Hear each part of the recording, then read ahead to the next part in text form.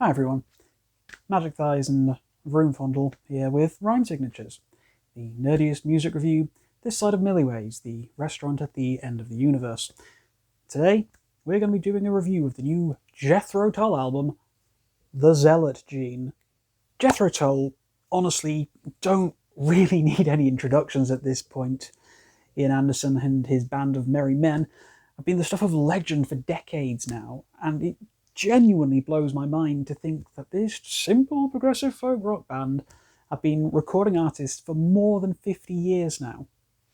And with this new release, they've put out now a staggering 22 studio albums, 10 live albums, a whole bunch of EPs, and a pretty solid handful of compilation records. In terms of sheer volume of music, Jethro Tull are hard to beat. We don't count Buckethead in this tally because, quite frankly, it's cheating if you record literally everything you ever played on a guitar and just threw it out there in the hopes that someone would actually, listen to it all. Like with so many bands, though, in the formative years of progressive rock, Jethro Tull obviously had their glory days in the 1970s. Quelle surprise, am I right? With their breakthrough album Aqualung and others such as Thick as a Brick, Passion Play, Minstrel on the Gallery, Songs from the Wood and Heavy Horses, to name a few. All of which, of course, have been in heavy and quite regular rotation for me over the years. Sadly, the band's output rather fell apart after the 70s ended, and like so many prog rock bands of that era, the 1980s were not kind to them. Chalk it up to whatever you will, changing attitudes in the public's appetite for music, the rise of new wave and punk, whatever.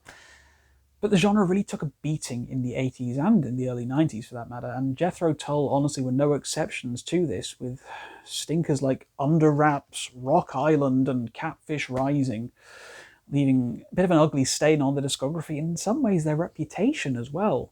I do have a deep-seated love for Jethro Tull, though, and can fondly remember listening to Thick as a Brick quite a lot as a child, as my dad was a huge fan of that record. And to this day, all I really have to hear is really don't mind if you sit this one out, and I'm immediately nostalgic for days gone by and simpler times when the world wasn't quite so rubbish and adult life hadn't really worn me out quite so much like it has done now. Anyway, it's been a while since the last official release. 19 years, in fact, since the Christmas album. And now we find ourselves staring down the barrel of The Zealot Gene, with a topless monochromatic Ian Anderson glaring out at us in what has to be some of the absolute worst album art I've seen in quite some time.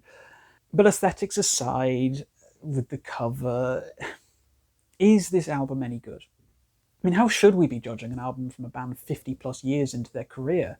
I mean, is there anything really left for the band to say at this point?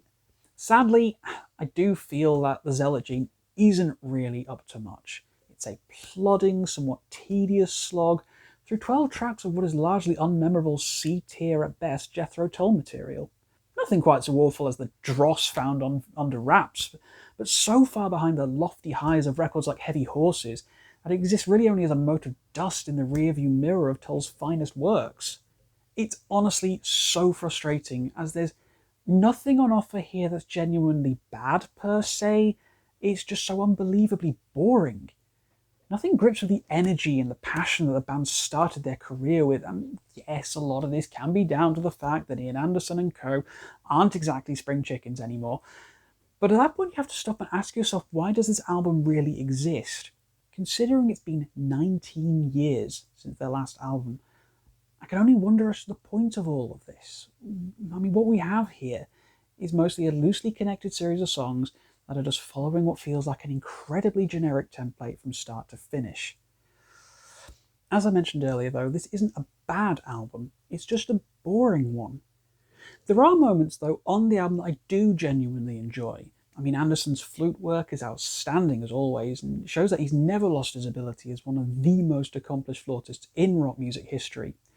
Guitar work's generally quite bright and cheerful, with some good solid drum grooves, and occasionally some fun vocal melodies here and there, although the quality of Anderson's vocals... It does occasionally give you brief flashes of the band that they once were, though, rather than what they've slowly devolved into. I mean, it's not enough to cast a shadow over my appreciation of the band as a whole, But honestly, this isn't really a record I'm going to be looking to come back to anytime soon. There's not really a lot for me to be able to say at this point about the Zealot Gene. I mean, it's a middling, uninteresting, but honestly largely inoffensive record. But it just serves to remind me of how much better the band were in their earlier days. I mean, if you were to sum up the Zealot Gene in a sentence, you could just say, it is a record that exists. If you are looking for something from Ian Anderson that was a bit more interesting than this, you could do one heck of a lot worse than checking out 2012's Thick as a Brick 2. I mean, it was a curious decision for this to be branded under his solo career rather than with Jethro Tull, especially considering how synonymous with the band the original 1972 classic is. But it's still a far more creative, interesting, and dynamic album than the Zealot Gene is. This is all, of course, my opinion, as you know. So tell me what you thought of this record in the comments below. If you like this video, please do share it with anyone who you think might enjoy it, and please consider subscribing for more content. Till next time, keep your rhyme signatures odd.